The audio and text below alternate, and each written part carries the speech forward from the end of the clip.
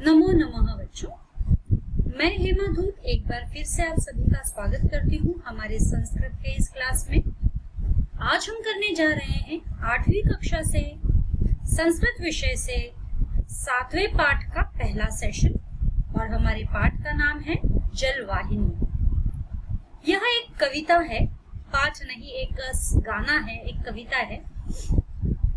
तो जलवाहिनी यानी जल भरने वाली, पणिहारी जो हम कहते हैं, पणिहारी। तो यह जो कविता है, यह जो सॉन्ग है, गाना जो है, एक जलवाहिनी के लिए लिखा गया है। जलवाहिनी यानी कि जो जल भरती है औरतें, जो गाँव में, आपको शहरों में तो आपको नहीं मिलेंगे कोई भी, क्योंकि कोई भी औरत जल भरने कुएं की तरफ जा रही है। यहाँ अधिकतर आपको मिलेंगे गाँवों में, छोटे छोटे गाँवों में, चाहे उत्तर प्रदेश है, मध्य प्रदेश है, राजस्थान है, महाराष्ट्र के भी गाँवों में, अपने भारत में कहीं पर भी छोटा कस्बा है, गाँव है, तो वहां पर हम देखेंगे कि नल की सुविधा घरों में नहीं होती है। वहां पर दूर जाना पड़ता है, घर से दूर कुएं की तरफ जाना पड़ता है, जहाँ से वो पानी खींच कर, या तालाब होता है या नदी होती है, जहाँ से पानी वो हांडे में भरकर अपने सर पे, कमर पे रखकर एक एक, दो दो हांडे, तीन तीन हांडे कभी कभी चलकर आती है। तो जब वो ये हांडा भर के लेकर आती है घर की तरफ, तब उनके मन में कई विचार चलते हैं। तो ये विचार क्या है और क्या सोचती हैं ये औरतें, जो है क्या सोचती है, और जब ये काम करते रहते हैं तब उनके मन में कुछ ना कुछ विचार चलता रहता है। तो वो क्या विचार है, वो इस कविता या इस संगीत, इस गाने के माध्यम से आज हम जानेंगे। यह जो गीत है, प्रस्तुत गीत, भोजपुरी लोकगीत का अनुवाद है।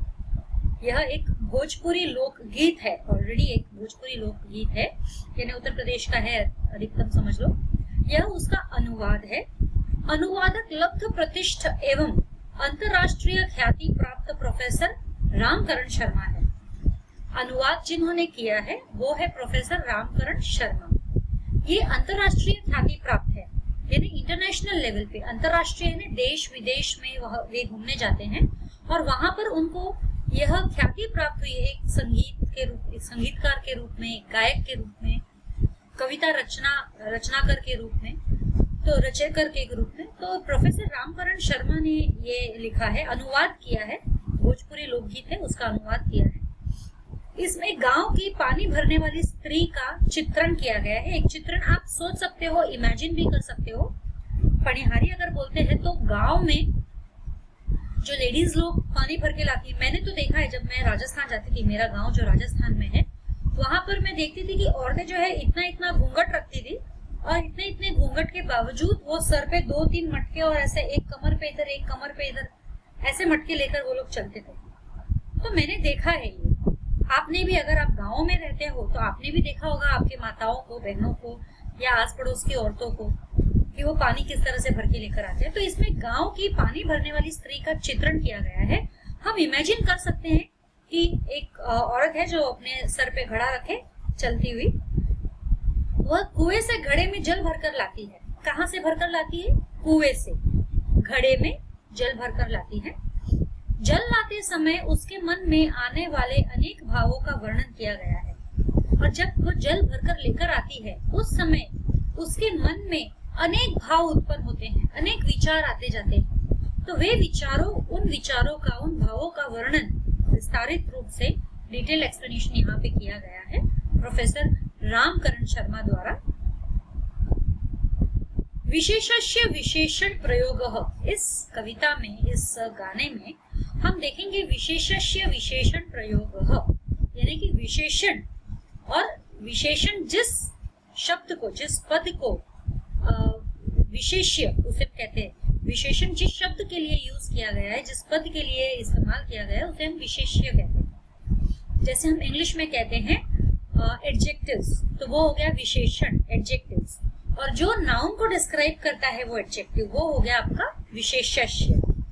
तो अब इस पाठ में, इस गाने में ये ज्यादा प्रयोग किया गया है, ग्रामर का ये टूल जो है ये इसमें प्रयोग किया गया है। अब हम चलते हैं अपने सॉन्ग की तरफ। भरिष्याम्या हरिष्यामि च, यानी भरिष्याम्या हरिष्यामि च सलील कुंभ कीर्तकालम।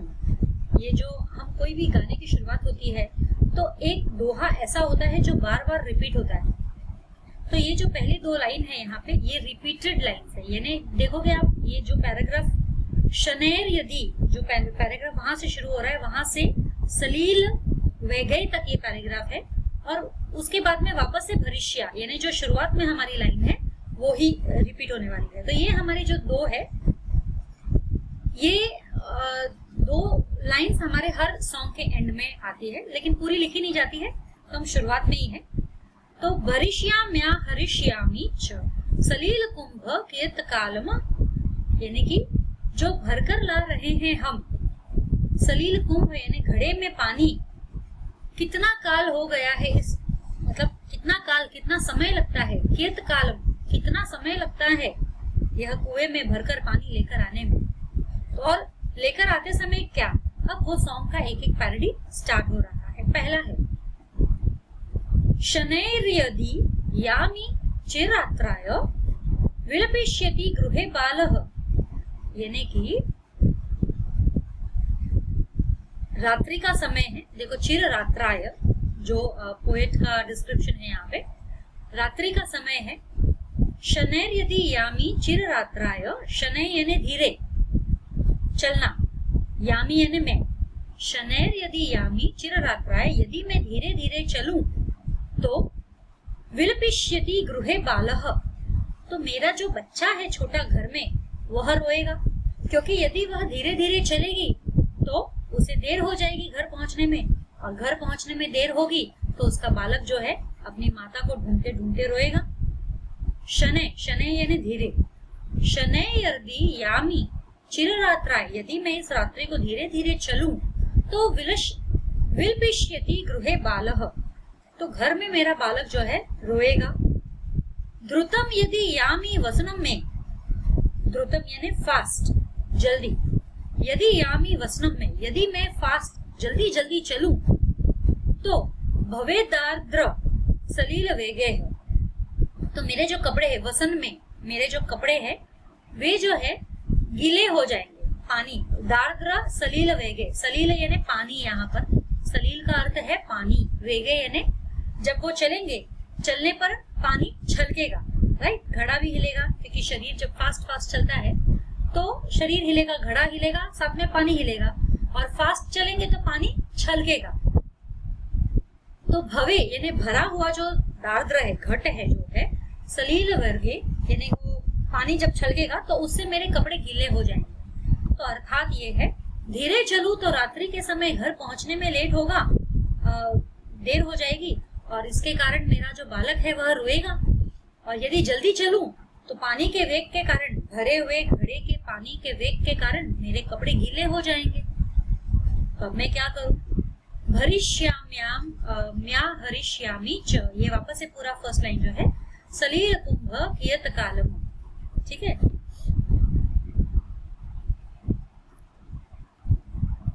ईमान नुपुरवान रुंझुन मयान। अब यहाँ पे जो फर्स्ट टू लाइंस में आप ध्यान दीजिए, फर्स्ट लाइन का जो लास्ट वर्ड है रुंझुन और सेकंड लाइन का फर्स्ट वर्ड है मयान। रुंझुन के बाद में एक हाइफन डाला गया, छोटा सा डैश डाला गया है, और मयान नीचे लिखा है। इसका अर्थ है कि ये दोनों साथ में है, समझे, ये दोनों साथ में है। तो ईमान नुपुरवान रुंझुन मयान, रुंझुन मयान आकर्ण्य नागरिका, अर्थात इसका अर्थ है दो लाइनों का कि इस जगह पर यदि मैं तेज गति से चलती हूँ या धीरे भी चलती हूँ तो मेरे पैरों में जो नुपुर है, नुपुर यानी पायल, इसकी रुंझुन रुंझुन आवाज के कारण या इसकी रुंझुन रुंझुन आवाज सुनकर, आकर्ण्य जो यहाँ पे दिया हुआ है, आकर्ण, कर्ण यानी कान, आकर्ण्य यानी कि सुनकर, नागरिका जो यहाँ के लोग हैं, आसपास में रहने वाले लोग हैं, मेरे पायल की रुंझुन को आवाज सुनकर सुखम शया मथि शयाना इटिति ते जागरिष्यन्ति। तो ये जो नागरिक है, यदि उन्होंने मेरे रुंझुन आवाज सुनी, पैरों के पायल की रुंझुन रुंझुन आवाज सुनी, तो ये जो सुख शांति से सो रहे हैं, सुख शांति से अपनी सैया पर, सैया यानी बेड, बेड पर जो सो रहे हैं, ये झट से इस आवाज से जाग जाएंगे, है ना। जागरिष्यन्ति, जागरिष्यन्ति यानी जाग जाएंगे। इटिति, इटिति यानी फास्ट, झट से। तो इमान अनुपुरवान रुंझुनवयान, यानी कि यहाँ पर जो मेरे पैरों की पायल की आवाज है वह सुनकर आकर्ण्य नागरिका, वह सुनकर जो लोग है यहाँ के, जो सुख शांति से, सुखम शय्यामधिशयाना, सुख शांति से अपनी शैया पर जो सो रहे हैं रात्रि के समय, इटिति ते जागरिष्यन्ति, वो फटाफट झट से जाग जाएंगे। तो उस औरत को जो पानी भर के जा रही है, घड़े में पानी भर के जा रही है, उसको ये भी चिंता हो रही है कि मेरे वजह से, मेरे पैरों की रुंझुन की, पायल की रुंझुन की आवाज की वजह से जो आसपास के लोग हैं जो सो रहे हैं सुख रूप से, वे भी उठ जाएंगे। यानी उन्हें, उस पनिहारी को दूसरों की भी चिंता है, अपने बालक की चिंता तो है ही, दूसरों की भी चिंता है। तनुह कूपो महालंब स्थले तस्यास्ति पानीयम। अब यहाँ पर देखिए, तनुह कूपो महालंब, महालंब के बाद डैश है और फिर स्थले नीचे सेकंड लाइन में, तो महालंब स्थले, ये पूरा साथ में कंबाइंड वर्ड है। तनुह कूपो महालंब स्थले तया स्थित पानीयम, अर्थात इसका अर्थ है तनुह कूपो यानी कुआं जो है, कूपो, कूपो यानी कुआं, उसका मुंह जो है संकड़ा है, छोटा है, लेकिन वह, उसमें जो पानी है वह गहराई में है। महालंब स्थले, बहुत गहराई में, गहराई का है कुआं, और पानी जो है बहुत नीचे है, स्थल के तरफ है, गहराई पर है। तस्यास्ति पानीयम, यानी वहां पर गहराई में पानी है। कृशन्त्या में घटम रजवा करे प्यासते महास्फोटः, यानी कृशन्त्या, कृशन्त्या यानी खींचकर, खींचने में, घटम रजवा, कुएं में से पानी निकालते हैं तो वो रस्सी से नीचे डालते हैं घट को, घड़े को, और फिर ऐसे खींचकर निकालते हैं। तो कृशन्त्या में घट रजवा, मतलब रजवा यानी रस्सी, रस्सी से घट को खींचना, कृशन्त्या यानी खींचना। करे प्याते महास्फोट, तो रस्सी से खींचने के द्वारा, करे, करे यानी हाथ, प्यासते हाथों में, महास्फोट यानी हाथ जो है छालों से भर जाते हैं, भरिष्य। तो यह इस पैरोडी का अर्थ है कि कुआं जो है उसका मुंह जो है संकीर्ण है, छोटा है, लेकिन वह गहराई में काफी गहरा है, नीचे की तरफ, और पानी जो है कुएं का बहुत ही नीचे की तरफ है। तो वो पानी मैं जब निकालती हूँ रस्सी के द्वारा, घट में भरकर जब मैं पानी निकालती हूँ, क्रुश करती हूँ, तो मेरे हाथों में जो है छाले भर गए हैं, छाले भर गए हैं। तो क्या क्या चीजें वो सोचती है पनिहारी। So what did we learn today? बच्चों, आज हमने क्या सीखा? आज हमने एक भोजपुरी लोकगीत है, उसका हमने रूपांतर अनुवाद किया हुआ है, और यह अनुवाद जो है प्रोफेसर रामकरण शर्मा द्वारा किया गया है। यह लोकगीत जो है भोजपुरी में दिया गया जो है, तो रामकरण शर्मा ने इसमें वो विचार उतारे हैं जो एक पनिहारी के मन में पानी भरकर घर ले जाते समय, कुएं से पानी भरकर घर ले जाते समय जो जो विचार उसके मन में आते हैं वो यहाँ पर दर्शाए गए हैं। तो पहले पैराग्राफ में यहाँ बताया गया है कि उसके मन में यह विचार आता है कि धीरे से यदि चलूं तो मेरा बालक घर पे रोएगा मुझे देर हो जाने पर, और जलद गति से यदि चलूं तो मेरे कपड़े गीले हो जाएंगे। दूसरे में वह सोचती है कि मेरे पैरों की रुनझुन आवाज से जो यहाँ सोए हुए नागरिक जन है वो उठ जाएंगे। और तीसरे में वह सोचती है कि यह इतना कुआं, संकड़ा मुंह वाला कुआं है, लेकिन इतना गहरा है और पानी भी उसके गहराई में ही है, तो वहां से पानी खींचकर निकालने में मेरे हाथों में इतने छाले हो गए। तो ये 3 पैराग्राफ में ये हमारी पोएट्री, यहाँ सॉन्ग जो है हमारा खत्म हो जाता है। अब इसके आगे हम आएंगे शब्दार्थ के साथ में, वापस से सस्वर में हम ये कविता गाएंगे।